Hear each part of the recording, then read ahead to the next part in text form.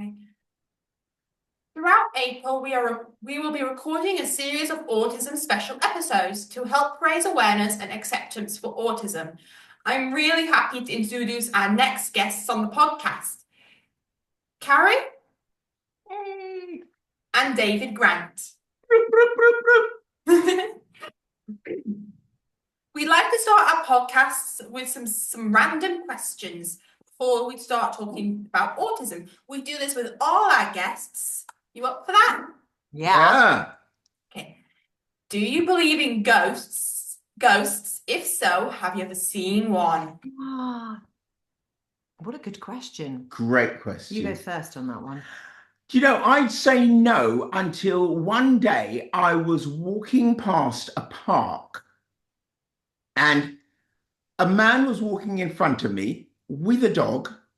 And I thought to myself, this is the greyest looking man I've ever seen.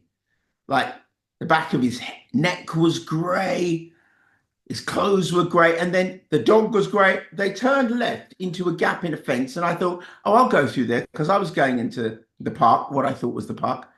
And when I got up to where they turned, there was no gap. There was just a huge hedge that was, and I thought, oh, perhaps I just saw something that wasn't there. And it turned out that what I thought was the park they turned into, that I was turning into, wasn't a park. The park was about 400 feet further on. It was a cemetery. Is this a dream? No, it's actually happening. Well, I didn't believe in ghosts until David just told that story. Now I'm going to have to rethink my thoughts about that. No, I generally don't think about anything spooky. I don't really like spooky stuff. I've never watched a horror film. I think I'm just too sensitive. I would probably not be able to sleep for a week if I watched a horror movie. React to sad scenes in anime. How do you think scary scenes in a movie would affect me? I know, like scary scenes are not for you. No, I have few horror games. That's it. That's a good level too. Yeah. You got to know your level. Even stuff like what's the name of the program that the film that Spirited Away? Spirited Away is really scary. Isn't it an anime? Yes, it is. But our kids love that film. In fact, our dog is named after one of the characters. Yes. In the film. Okay. Second question. If you could have dinner with 3 people, who would it be and why? Such a good question. Gosh, you go first on this one. I think I would love to have dinner with Nelson Mandela. Obviously, he's passed now, but Nelson Mandela, I think, would be really inspiring. I think because he fought for change and suffered so much for change, but then saw success in South Africa. And I think that, I don't know, I think so much of our lives are about fighting, certainly as neurodivergent people and families, that when we see that breakthrough, the taste of that must be so amazing. And so I think Nelson Mandela for me. You go next because I'm going to have to think. I would probably start with, if we could get past the language barrier. See, my assumption is if it's a living or dead person, whatever language I was speaking, they'd understand, and whatever language they were speaking, I'd understand. So it'd be someone you've probably never heard of, Mansa Musa, also known as the Great Musa, who was the king of Mali in the 1300s, who is the richest man who's ever lived. And I would want to meet him because not only did he fund and finance huge technological advances in Mali, he was apparently unbelievably generous. When he went from Mali in Africa, Central Africa, on a pilgrimage to Mecca because he was Muslim, he gave away so much gold on the way that it devalued the worth of gold for the next 10 years because so many people, even poor people, were suddenly gold rich. And I would talk, I think, about this idea that if you have great wealth, like beyond wealth that people can measure, that you give stuff away, that you actually look for people who you can help rather than looking for projects that can bear your name. And I think I would talk about that. That sounds good. Philanthropy. Okay, I'm going to do a quick one. Elvis. I would like to have dinner with Elvis, but more than anything, he doesn't need to eat or anything. He can just perform.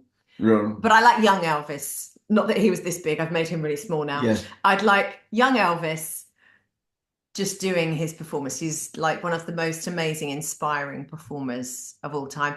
And perhaps singing wise, I'd have to go for, that obviously is a singer. Aretha Franklin. Well, I've gone for all dead people. That's not good, is it? It's fine.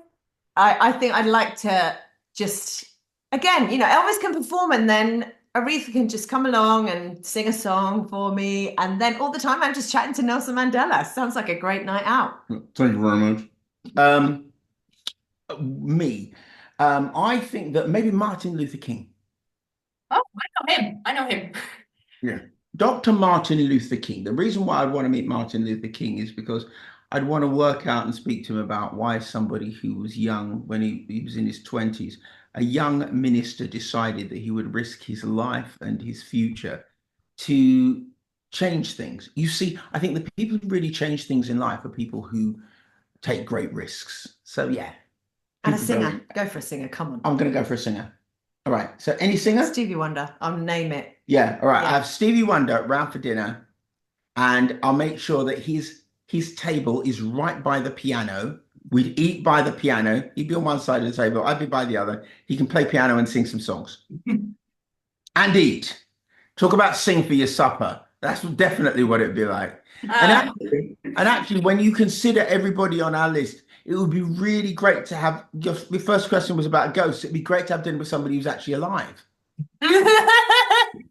Yeah. Okay. Thank you for answering those questions. Let's start talking about autism. Okay. Am I right in saying you have 3 autistic children? Mhm. Yes, you are. Okay. Yep. Can I take you back to the beginning, and when did you first notice that one of your children may be autistic? Such a good question. I think Great because question. you don't, when you have your first child, you've got nothing to compare. You don't know what your child is really meant to be like. Yeah. And so for us, our first child was absolutely dynamic and amazing and incredible, and was not diagnosed until a lot later. And then our second child, we thought that's really interesting how they like to sit at a certain point in the table. They don't like their foods touching. They don't like itchy clothes. They were struggling at school, and again but they were also passing all the kind of milestones that you're meant to pass at school. So getting their good grades in their SAT. And so at school, they just masked. And so therefore, the teachers really didn't pick up on anything. It wasn't really until our third child was born. And immediately, like, I guess from the age of about 2, we were like, something's going on here that's a bit different. And we spoke to a health visitor and they said, have you thought about autism? And then we looked up autism and we were suddenly like, hang on a minute. This is also something that we think certainly.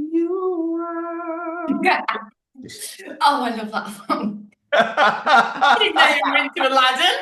It was a whole new world. Hey, my mum got me to watch it.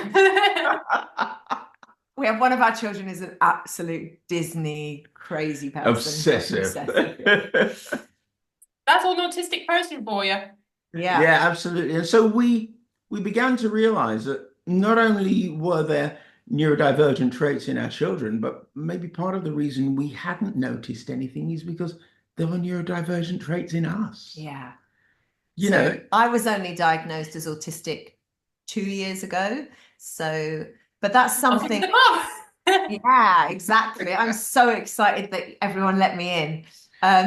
But going back 10 years, we were noticing that girls weren't getting diagnosed. And so I've done a lot of lobbying and a lot of awareness raising to try and make that happen, and sat on different forums and, went to meetings and wrote about it and did everything that I could. And what's amazing is that in the last 10 years, we have seen massive changes in the number of young girls that are getting diagnosed. And that to me is I feel like my job is done in some ways in that respect. There's always battles to come, but I think that part shows me that, you know what, at the time, if we go back to those early 2000s, girls were just completely overlooked. And for similar reasons to my own diagnosis, I love people, I love socializing, I love being with friends, and I'm incredibly empathetic. And those things mean that my autism doesn't really show. And so you could say that I'm passing. I pass off as a neurotypical person, but that doesn't mean that underneath all of those things, I'm not masking when I'm being a friend as well. I just genuinely love my friends, but there are lots of other things that I really struggle with. And so that's the thing with the female presentations, is that they're a little bit harder to see. Right? Yeah. We've talked about this many times. Yeah, I was gonna say, you know this, Alyssa. Yes, being an autistic girl myself. Yes. Yeah. When were you diagnosed? I don't remember when I was officially diagnosed because I was very little, but I think my parents started to suspect when I was a baby, as in to the point where I couldn't talk or anything, because I was the third child they've had four. Each one of us neurodivergent in our own way. Yes. Amazing. They noticed I was different when, unlike most babies, I couldn't stand being picked up. Okay. I would start crying. Yes.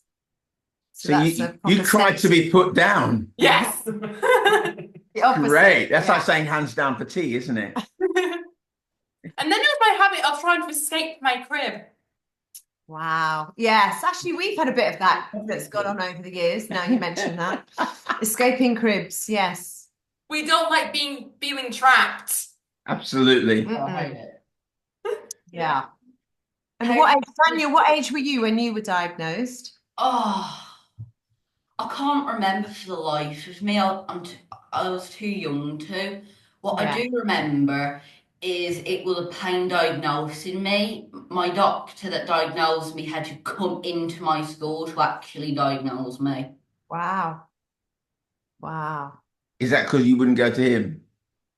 No, I think it was just the fact. I'm not sure, because all I can remember, Ember, is that's what my mom said. Nice. For as long as I can remember, I've been autistic. Yes. Same here. Yeah. Yeah. Yeah, absolutely. Apparently, I've been autistic since before I could remember. Yeah, that's true. Before we were diagnosed, we were autistic. Yes. You just found out. Yeah. I absolutely love the label. I think that people often think that it's not good to label kids and blah, blah, blah. And I hear that, but I feel like this word is an honor to know who I am. It's an honor to know that, oh, this explains me. And it also hopefully explains me to other people when perhaps I say or do things that people go, hang on, why are you doing that? You know, and for me, it's a wonderful thing. I love being neurodivergent. I think the different thinkers are the exciting people throughout my career. They're the people that I've always found the most interesting. The artists that are a little bit quirky, a little bit different. They're always the people that I want to find out more about. There's a kind of mystery about them. And so for me, yeah, and I know it's hard for younger people trying to process that when you've got the whole world coming at you and you've got social media and you've got neurotypical people kind of bullying you or whatever. But I do feel like at this age, for me, I'm really proud of being autistic. And I love it. I love it when people find that space. And our children have found that space now of just going, I'm so excited to be autistic. This is who I am. And it's part of the whole picture, but I think it's a good thing. Also, we work in the arts, in music and TV and radio. Most of the people who've made any technological advancements in the world are neurospicy. Most of the go on, sorry. Okay, the creator of Pokemon's autistic, for crying out loud. There you go. There you go. And how much do we love Pokemon? A lot. And some of the greatest movie director. Go on. Every single game up to borderline obsessive over there. I have every game other than Gen 4 and lower. Wow. Okay, so I just want to say something real quick. This is a saying that I started saying when I first started a podcast. I said that thinking is like an arrow, Mhm. and those of us that have autism, our arrow is slightly crooked because it's different. But however, just because our arrow is crooked doesn't mean we can't hit the same target as everybody else. Absolutely. You just hit the same targets from a different angle. Yeah. Mm.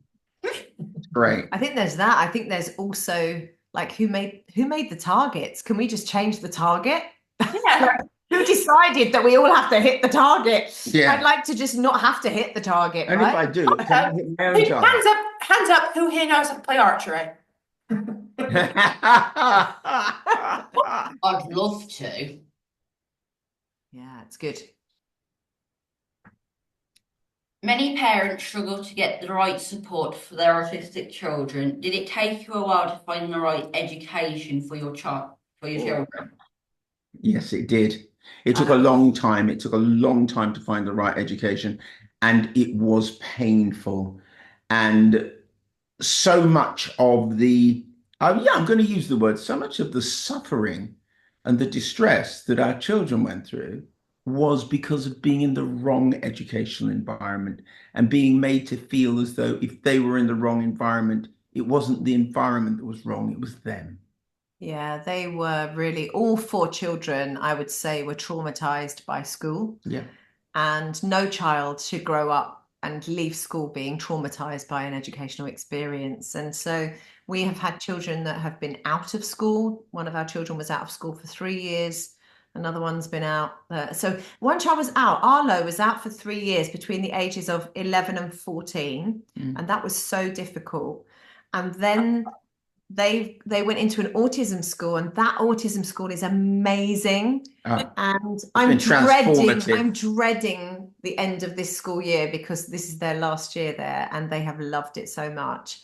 And then our next child down, Nathan, who's 15, he's been out of school for nearly 2 years. And so, yeah, I mean, this should not be happening. No. There should be Bring them down over here. right? There should be places for every child to feel like they're listened to and heard and seen and understood. And a place of belonging. And feeling like you belong, right? Okay, so do you think there should be more autistic specialist schools out there? Yes, 100%. 100%. For every place there is at an autistic specialist school, there are probably 10 autistic children trying to get At into least. it. Yeah. And it's the paucity of places is just it's awful. And part of the reason it's awful is because if a young person with incredible potential, with a different way of thinking and a different perspective on the world, doesn't get to have their way of thinking and their perspective on the world endorsed and encouraged, and if they don't feel like, yes, I'm different, but different doesn't mean wrong, different doesn't mean bad, different means different in a place where I'm celebrated for being me, that person can fly if they find such a place and constantly feel as though somehow they're falling short of someone else's mark, someone else's target, someone else's yardstick of what's good or bad, what's right or wrong. There is a strong link between autism and mental health challenges. Have you had any experience with this? Yeah, huge amounts. Again, all of our 4 children have struggled with their mental health. And this is another area that I've spent lots of time lobbying about, which is just access to services, children and adolescent mental health services, CAMS, are notoriously difficult to access. And what we call the threshold is really high. So you have to be seriously in some kind of crazy crisis in order to get the help that you need. And this is awful. About 25% or something, not only a certain percentage of people who actually apply are seen. Yeah, so that's not actually to do with neurodivergence. That's just to do with people applying for help from CAMS. Only 20, I think it's now a little better, but it's around the late 20s, 25 to 30% of children actually get an appointment. So the big question is, what happens to the 70 to 75% that don't get an appointment? Who is supporting those children? I don't want to know. Yeah, we don't want to know. And this is why children's mental health is in crisis. And adult mental health is also in crisis. Everyone's mental health is in crisis. Yeah, all health systems, but the mental health side, I think, is really just unacceptable. And we need to create systems, communities where people feel they belong, where people feel they can talk, where people feel appreciated. This is one of the reasons we started a group in our house. So 12 years ago, we started an autism support group in our home. We support over 250 families, and we've done that. Wow. Yeah. That's about the same amount of people we have in our school. Yeah. So that for us was just super important, not just for those people, but actually for us, so that we would have people to talk to. And actually for some of our children that are supported in this group, if they're in mainstream school, for many of the kids, it's the first time they've ever met another autistic person. And so it's just lovely watching that dynamic happen when, you know, a group of autistic kids meet each other, like, wow, we want to parallel play, or we all want to talk about dolphins, or we all want to talk about Disney or Pokemon or what have you. And I think those, and we see totally those cool moments, with that. and there seems to be a little bond between autistic people that they and we find and they get these similar quirks. They realize, maybe we're not so alone and different after all. Right, and that's you. And the word you've hit on there, Alyssa, is right. It's alone. No child should grow up feeling alone. That should not be happening. All of our children should feel valued and seen. I'm lucky that my entire family had my back. Yeah, well, that's a wonderful thing. That's lucky. A lot of families don't get it. Here we go again. Oh. Okay, we've come up with a part of the podcast we like to call off script. We have no questions in front of us, and we're just going to wing it for a bit. This makes Adam very nervous because he has no idea what we're going to say. Be afraid. Be very afraid. So normally this means we get to ask you random questions, but I'm going to flip this around and let you guys ask anything you want to ask us. Well, I would like to know from each of you just a little bit of your own schooling history. Like, did you start in mainstream, or were you always in an autism school, and how have you found that? Alyssa first. Okay, well, I think I've been in a special kind of school, special needs school, since I can remember. I think my first school was Marshlands. And then my parents moved. And they actually struggled to find me another school until one of the old head teachers of Tetnall Wood, they went to have a meeting with him. However, this is when I found out I didn't have an official diagnosis to start with then. Wow. However, my parents explained a few things, and the current head teacher at that time, Mr. Martin, I think his name was, he just said, "You don't need that. Bring her over to us." Wow, that's brilliant. Gosh, that's a rare thing. That's that thing you say, isn't it? That you don't usually do that. We don't. That's my favorite sentence. My favorite sentence in any meeting where I'm talking about my kids is, "We don't normally do this, but." If someone says that, you just know they're going to come up with a really good creative idea that might work. Yeah. And Daniel, how about you? Did you start in a special school, in an autism school, or? I started in a mainstream school, then I got kicked out of there for bad behaviour. Yeah, bad behaviour. Right. Yes. Then I went, I think, 2-3 years without any school. Something like that, and then I came here. Yeah. And that's really hard when you miss out on school. How long have you been back in school now? I think around 4 years, maybe 5. Yeah, I remember when he first came to my school here. I've been around a while. I still remember you coming and taking me from the playground. You mentioned Yu-Gi-Oh! Yes, I did. It was your own fault. I've got so many questions. Okay, Alyssa, what do you most hate? Food-wise, let's go with food. Oh, cooked carrot. Blech. And what do you absolutely love and could have on your plate every single night? Jacket potato with beans and cheese. Yeah. Beans and Daniel, cheese. what is the food that if you get served, you are literally going to say, no way, I'm not eating it? Oh, I think it's what's it called? Describe it.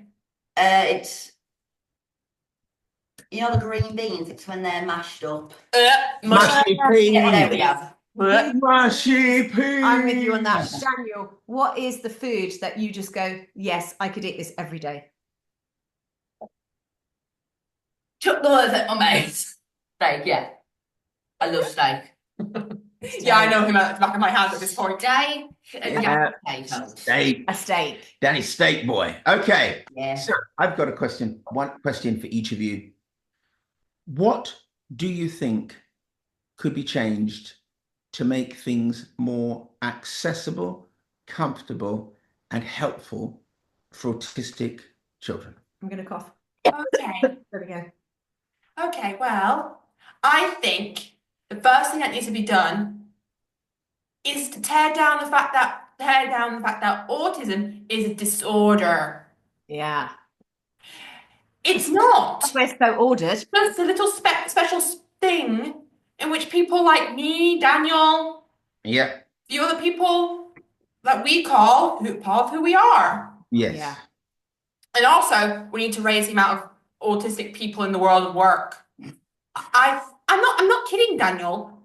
There was a study. A few years ago during a careers week at my school, we found out that about only around 30% of autistic children and young adults have a chance of getting a job. Yeah, it's not acceptable. And I do a podcast about autism and work.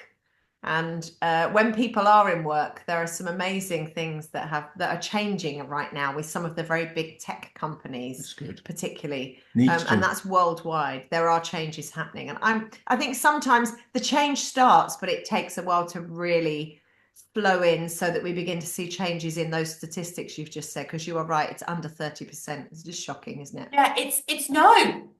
We are people. Don't be scared of us. Yeah. I'm a bit scared of you.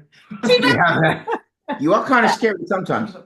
Yeah, Daniel, I have a question for you as well. Sure. Go ahead.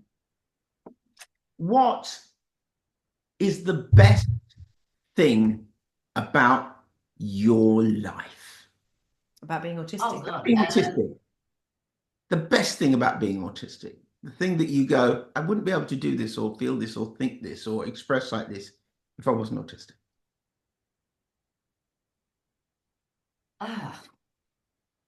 That's a really good question. Have you got an intense interest, a special interest? I've got a few intense interests. Oh yes, he does. I can name some of them.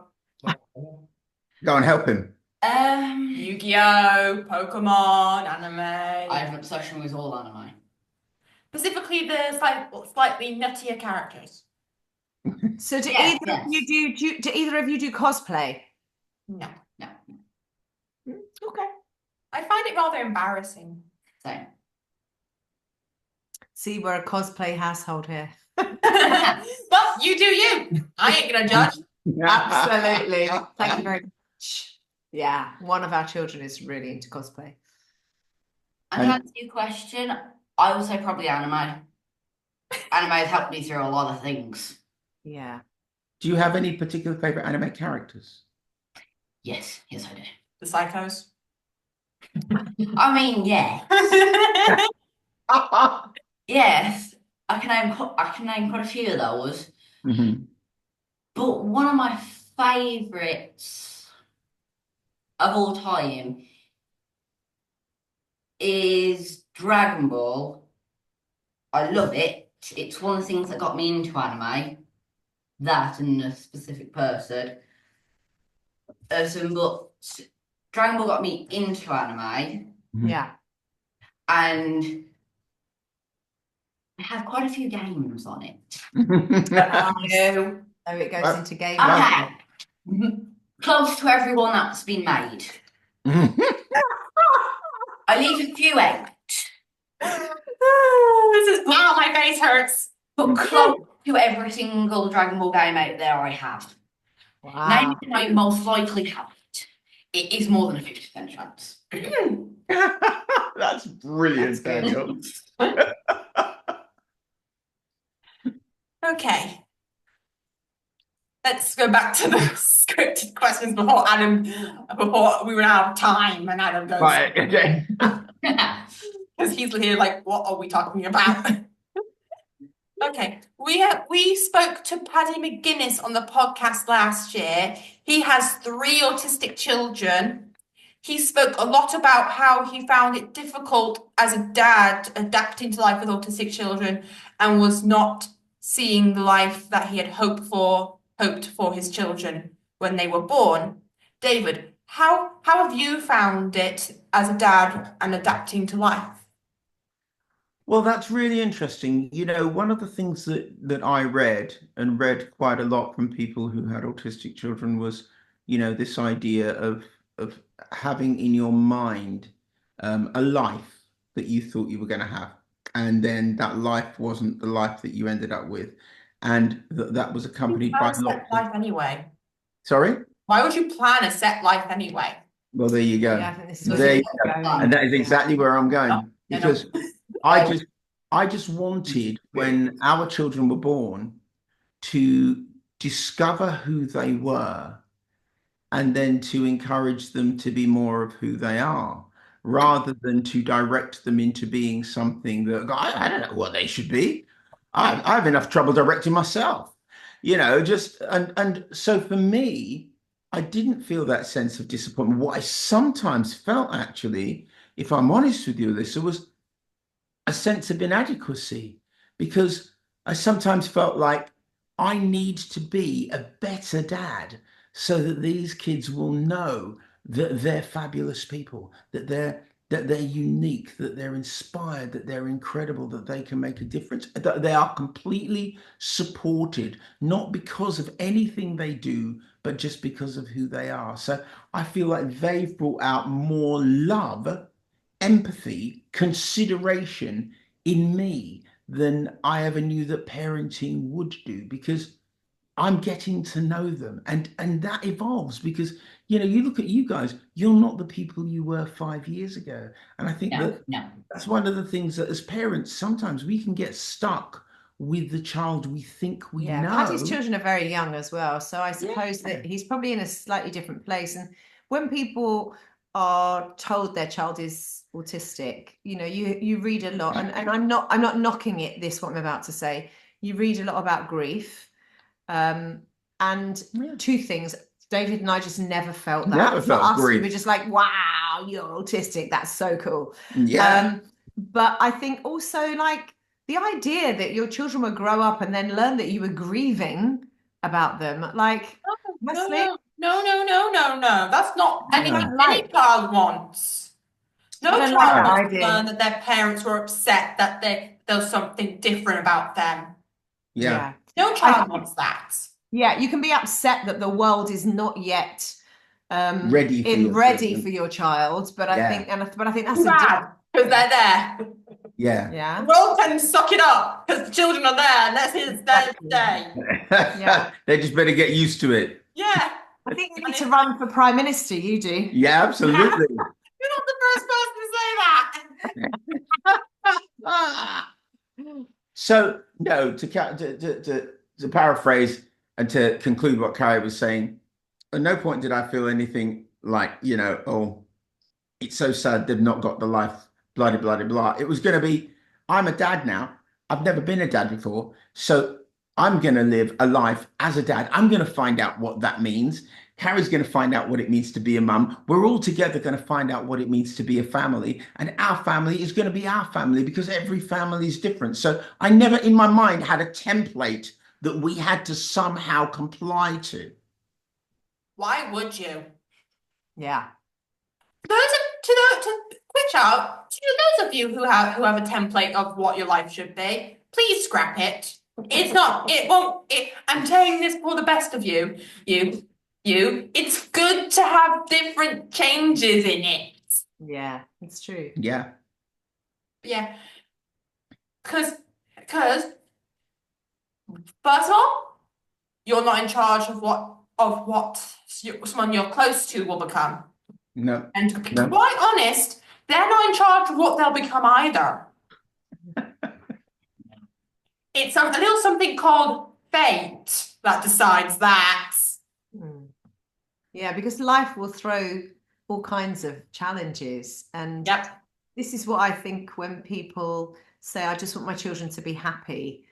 I think that's a bit of a shallow kind of wish for your child. I mean, of course you want your child to be happy, but like, I want my child to know how to get through the sad times. That's not so they can be happy, but just so that they know how to live. Yeah. I think that life will throw up challenges. And if we don't equip our children, then, that they're not going to do so well. So I think it's important that they learn how to be whole, not learn how to be happy. If you are whole, you will face sad things and you will face happy things and lots of stuff in between. But it's about navigating some of the challenges, like you say, that fate throws up. Mm-hmm. Okay, so I'm just going to quickly quote something from a movie. No one mind me.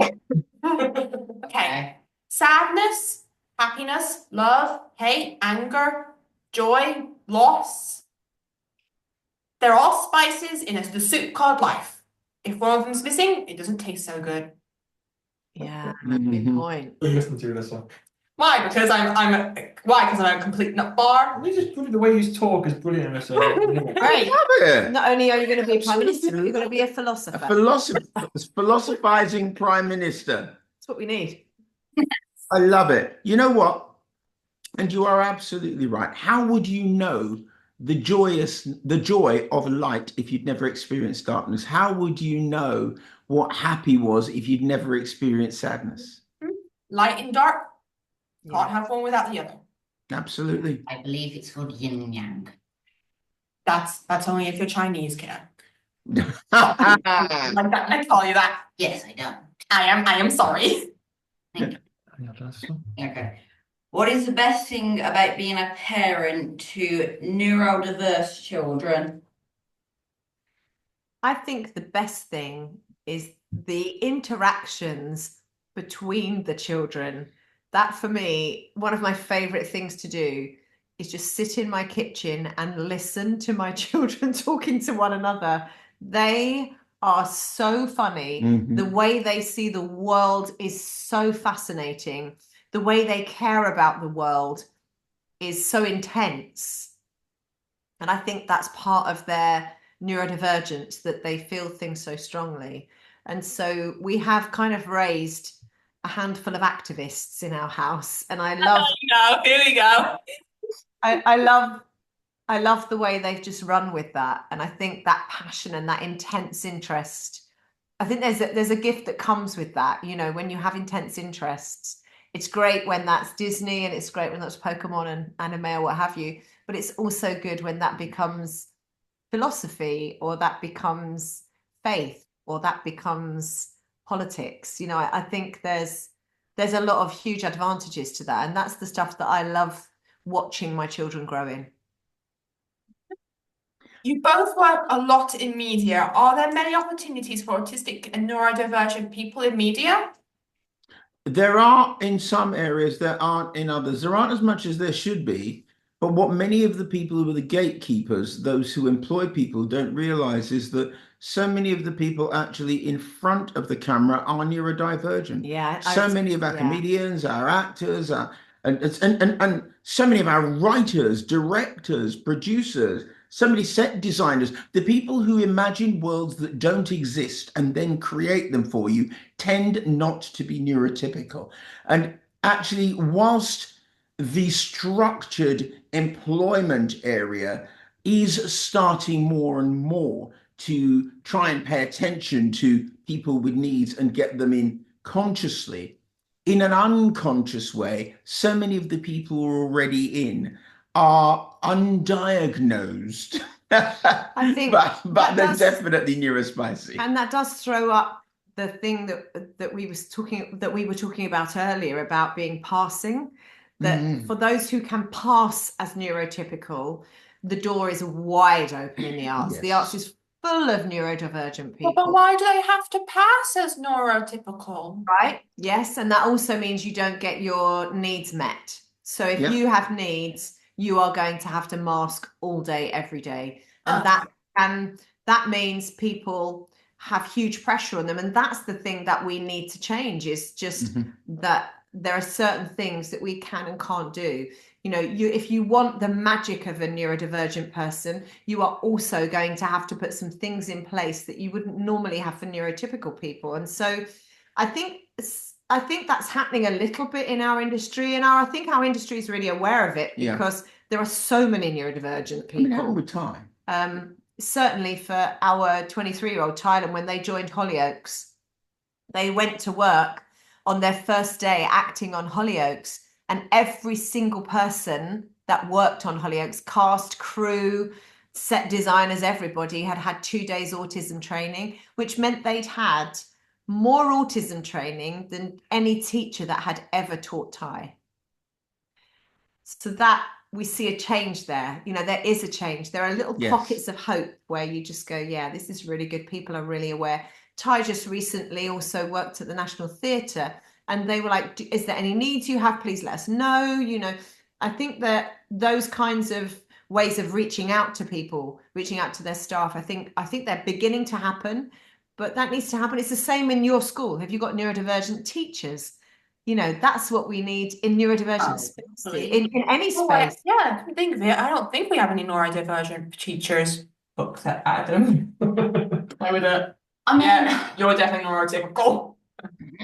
So no, that I is don't believe so. Sorry, Daniel, go on. No, I don't believe so. I mean, I think maybe I've had one TA, but I'm not 100% sure. You see, and that's where things might need to change. Why don't we have autistic teachers? Yeah, who knows better than how to teach an autistic kid than someone who's autistic themselves? Yeah, 100%. So when I go to Arlo, who's 19, I go to their school, I would say it seems to me, this is just my assessment, about half of the people there, the teachers, are actually autistic. Sometimes I can't tell the difference between when it's the upper school. I'm like, hang on a minute, who are the students and who are the teachers? And I love that. I think that shows real inclusion. Okay. Thank you so much for taking the time to chat with us today. Carrie? I am sorry. Me and names suck. And David, we really enjoyed speaking with you, and it means so much to us as a school to have the opportunity to speak with you. Thank you. Thank you so much. You guys are great. It's been a delight. Thank you very much. I do agree. Bye. Bye. No, thank you, David and Carrie. Thank you so much for your time. So I'm just watching the buses arrive now, thinking that we need to get them home, don't we? So, no, Listen, thank you so much. Thank you so much. Bye. If you ever need anything, just let Adam know. Bye. Yay. So I haven't thrown Adam under the bus. All right, well done. Let me end that.